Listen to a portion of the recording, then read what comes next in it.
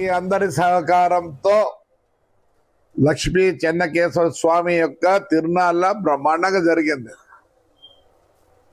చాలా మంది కష్టపడ్డారు. పిల్లలు, ఎస్పెషల్ పిల్లలు పేర్లన్నీ చెప్పాలంటే పెద్దగా ఉంది.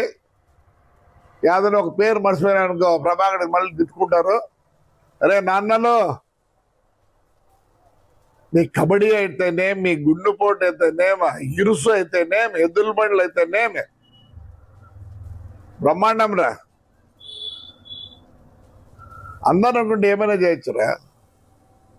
బ్రహ్మాండంగా జరిపినారు. ఓ అదే చాలా మంది చెప్పినారు తేరు తిరగడం లేదన్నా అని. చూద్దాం. నాకు యాడికి బ్రహ్మాండంగా ఉండాలని ఒకటి ఉంది. వస్తున్నా. ఆ స్వామికి కూడా నేనే ప్రెసిడెంట్ అవుతానా.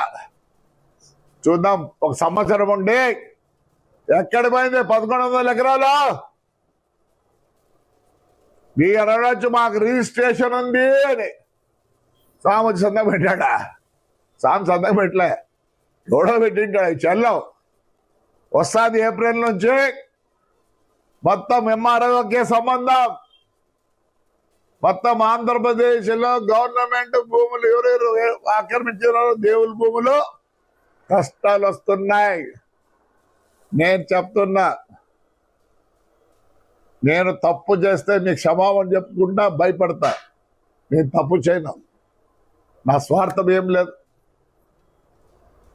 యాడికి అట్లా చూడదలుచుకోలేదు.